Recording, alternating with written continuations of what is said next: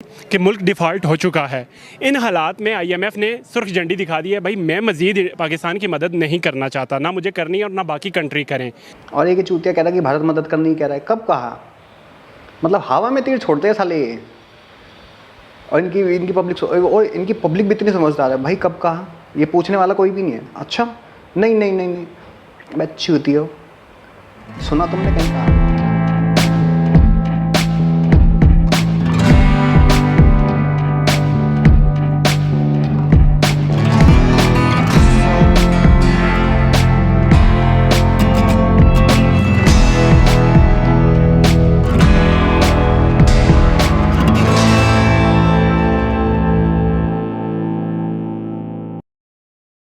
तो हेलो दोस्तों, मैं एक बार फिर हाजिर हूँ एक और नया वीडियो लेके। और ये वीडियो भी है पाकिस्तान का।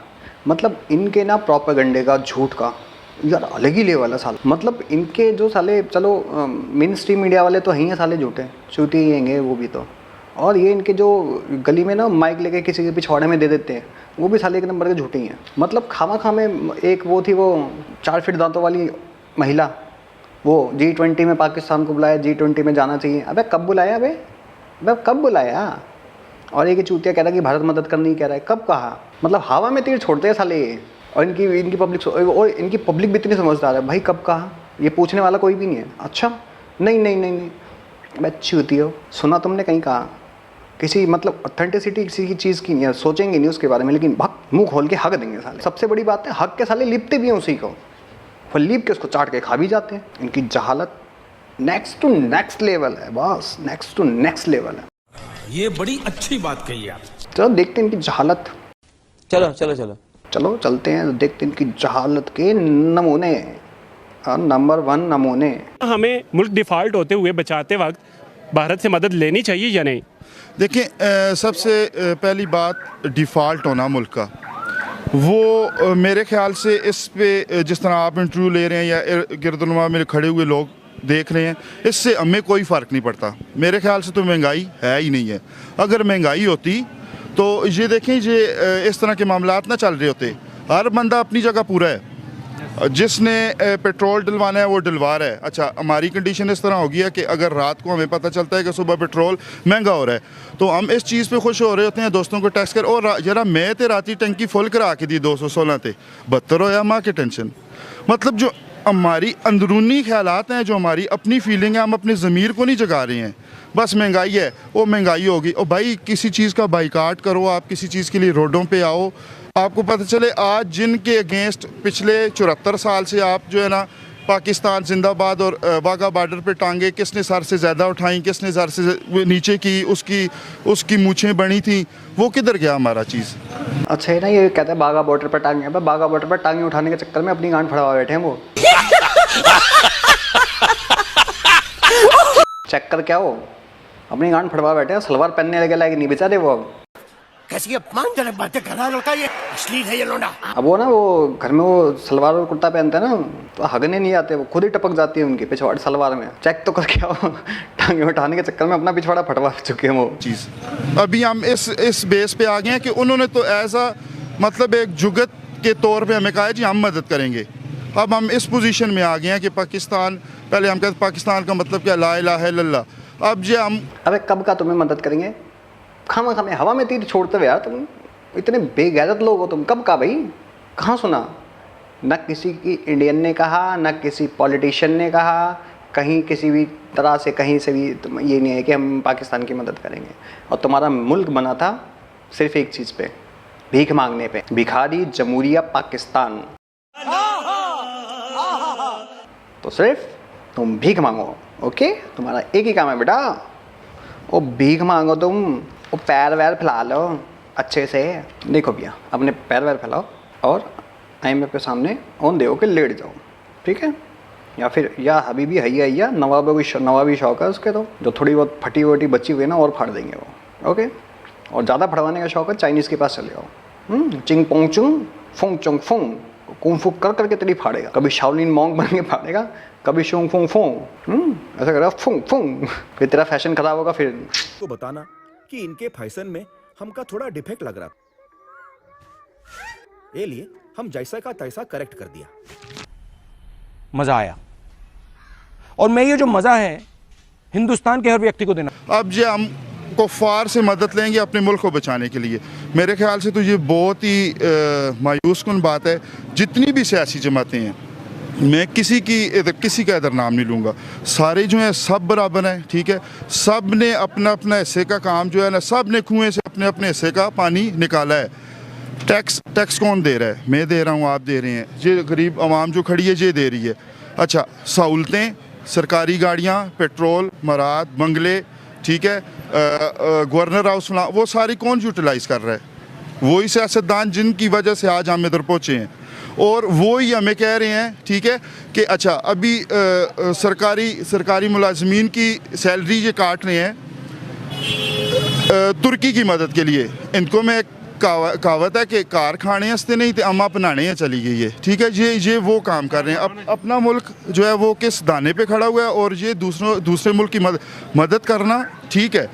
मेरे पास अगर जेब में कुछ होगा तो मैं किसी की मदद कर सकूँ, अगर जेब में कुछ नहीं है तो मुझे मेरे ख्याल से ज़्यादा समझदार नहीं बनना चाहिए इस मामले में। एट द एंड बस यही कहना चाहूँगा कि करना जो भी है वो आवाम ने करना है, ठीक है।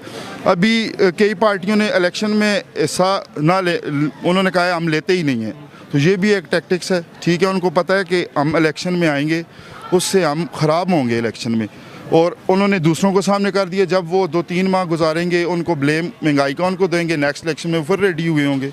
तो यही चीज़ें हैं जी। हमारा मुल्क जब तक हम खुद नहीं ठीक होंगे, ये मुल्क हमारा नहीं ठीक हो सकता। रिपोर्ट देखिए। अबे तुम झोपड़ी वालों, तुम ठीक थे ही कब? तुम बने ही थे नापाक इरादों से, तो तुम पाक कैसे हो सकते? नापाक तो पूरा पाकिस्तान है, भिखारी तो पूरा पाकिस्तान। पाकिस्तान का मतलब क्या? भीख मांगे दुनिया से। क्या बोला तूने? पाकिस्तान का मतलब क्या? भीख मांगे दुनिया से। पाकिस्तान का मतलब क्या? बिछ जाए दुनिया के आगे। पाकिस्तान का मतलब क्या? चाइनीज से अपनी मरवाए। क्या करूं फिर, जॉब छोड़ दूं?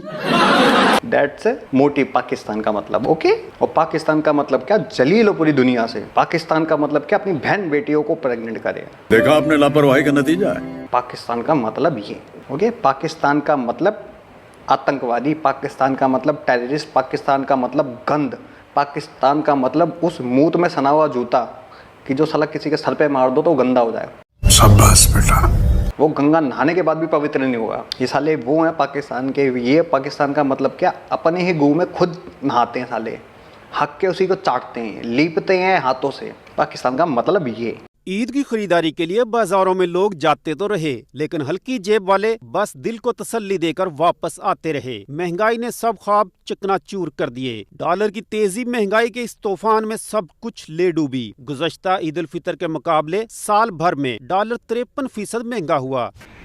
वक्त गुजारते हैं और कोशिश करते हैं कि ये हम जो चीज़ें डिफ़ॉल्ट और ये और वो ज़रा थोड़ी देर के लिए भूल जाएं, लेकिन वो भूलना बड़ा मुश्किल हुआ है, क्योंकि अब आप देखें कि बाज़ारों में जो रौनक हमेशा होती है वो उस तरह की रौनक इस दफ़ा नहीं हुई, मांग पड़ गई। और हम देख रहे हैं कि बहुत सी हमारे मुल्क में उम्मीदें होती हैं ईद के साथ दुकानदारों की, जिन्होंने पूरे साल की इन्वेंट्री इकट्ठी की होती है और वो फिर निकल जाती है ईद में। और एक किस्म की जैसे दुनिया में क्रिसमस होती है यूरोप में, उस तरह से हमारी ईद भी एक पूरा जैसे कहना चाहिए रिटेल बोनेंजा होता है कि हर बंदा जो है ना, जो दुकानदार है, उसके लिए ईद एक स्पेशल चीज़ होती है।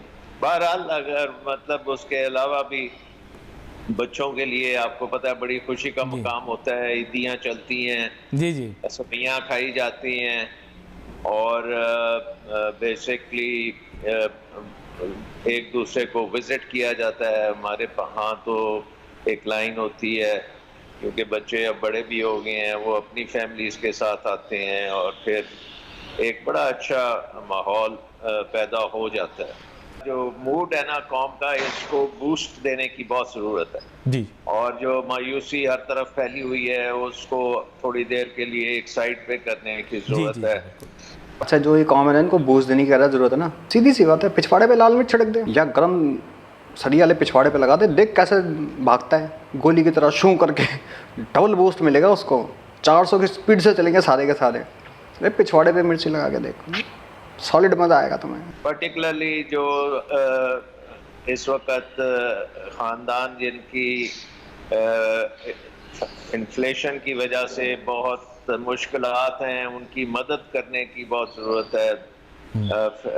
बच्चों को खुश रखने की बड़ी ज़रूरत है। सो आई थिंक कि ये एक हमारे ऐसे वक्त पे ईद आई है कि जहाँ पे पूरे पाकिस्तान को एक ब्रेक की ज़रूरत थी, तो वो आपको ब्रेक मिल रही है, मच नीडेड ब्रेक।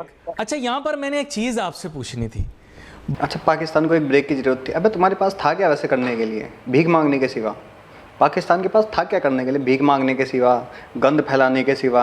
और कुछ था? खेती तुमने बर्बाद कर दी, फैक्ट्री तुम्हारे पास नहीं है, फोन फैक्ट्री तुम्हारे पास नहीं, कुछ करने का था तुम्हारे पास है क्या? तो छुट्टी से ना छुट्टी तुम्हारे लिए तो बराबर ही। करोगे क्या तुम? बस खाली 5 दिन की छुट्टी इसलिए ले रहे हो ताकि हम भीख मांगने से बचे रहें। 5 दिन के बाद फिर बैक टू द भीख मांगना फिर शुरू। फिर कभी चाइना के पास, कभी सऊदी के पास, कभी तुर्की के पास, कभी यूएस के पास। आजकल तुम लोग रशिया से लगे पड़े, ए भाई देना, ए भाई देना, ए भाई देना। तुम लोगों को तो साले जूते मार के भगाना चाहिए। तुम लोगों को तो हर जगह से बैन कर देना चाहिए। तुम्हारे सीएम पीएम सबको सालों को बैन करना चाहिए। आगे साले हर जगह कटोरा लेके खड़े हो जाते हो। बात यह है कि आपको पता होगा कि आजकल सोशल मीडिया पर बहुत घूम रहा है कि कतर में 10 दिन की छुट्टी मिल गई। अब यहाँ पे 5 दिन की मिली है, तो लोग कह रहे हैं साहब 5 दिन हम क्या करेंगे। मेरे ख्याल से छुट्टियाँ मिले, इसमें कोई बुराई नहीं है। अमेरिका में तो मैंने देखा है काफ़ी लंबी छुट्टियाँ होती हैं लोगों की, तो वो तो अच्छा तस्वुर किया जाता है, मुल्क को एक किक स्टार्ट मिल जाता है, people enjoy themselves, vacation and spend money. क्या कहते हैं आप, मोर हॉलीडेज और लेस हॉलीडेज? ये देख, अपने आप को कंपेयर किससे कर रहे हैं? कतर से, यूएस से। वहाँ 10 दिन की छुट्टी। अबे वहाँ पे काम करते हैं लोग, यूएस में भी लोग काम करते हैं, मेहनत करते हैं। तुम लोगों की तरह हरामखोरी नहीं करते। वो हरामखोरी, वो बेचारा एक चाइनीज था, उसने बोला हरामखोरी मत करो, हैं, उसको जेल भिजवा दिया। तो तुम लोगों को बोलने का कोई फ़ायदा नहीं है। तो तुम लोग की छुट्टी ना छुट्टी एक बराबर है। हमेशा तुम लोग छुट्टी पे रहते हो, लेस हॉलीडे और मोर हॉलीडे। अबे काय का हॉलीडे, तुम्हारा तो हॉलीडे चलता है। काम तो तुम्हें करना नहीं होता। जिसने बोल दिया काम करने के लिए, उसको तुम जेल भिजवा दोगे। जिसने बोल दिया तुम्हें काम करने के लिए, तुम उसे जेल भिजवा दोगे। तो तुम्हारा छुट्टी ना छुट्टी एक बराबर। तुम सिर्फ एक चीज़ एक करते हो, पूरे टाइम पॉन देखते हो और पॉन में बिजी रहते हो। और दूसरा काम, हाँ, उससे तुम फुर्सत मिल जाएगी 5 दिन, लेकिन साले 5 दिन में करोगे क्या? उससे फुर्सत लगेगी तो या तो अपनी बहन बेटियों पे चढ़े मिलोगे। 5 दिन की फुर्सत में हत्थे हिलाने से छोड़ के फिर बच्चे पैदा करोगे साले, और कुछ नहीं। अभी मत बोलना कि इसको बच्चे प्रेगनेंसी कैसे रोके। ये लो डॉक्टर, प्रेगनेंसी रोकने के लिए कोई दवा बताइए ना। प्रेगनेंसी, हाँ, ये कॉन्डम लीजिए। इसे दूध के साथ लो या पानी के साथ?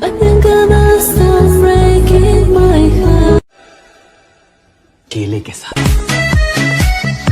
ठीक है, ओके, चलो आगे चलो। ओके। देखिए, अमेरिका में और यूरोप वगैरह में जो क्रिसमस होती है वो विंटर ब्रेक के साथ आती है। न्यू ईयर और क्रिसमस का वो सारा कुछ कंबाइन करके वो साल के एंड में छुट्टियां ले लेते हैं। पूरा साल बेशुमार मदद की होती है, मेहनत की होती है, और वो फिर एक ब्रेक मिलती है जहाँ पे आप ट्रैवल भी कर सकते हैं, अपने डिफरेंट भाई घरों में जाते हैं। बहरहाल वो पूरा एक इवेंट है और वो इकोनॉमिकली, उनकी इकोनॉमी के लिए एक बहुत बड़ा बूस्टर होता है।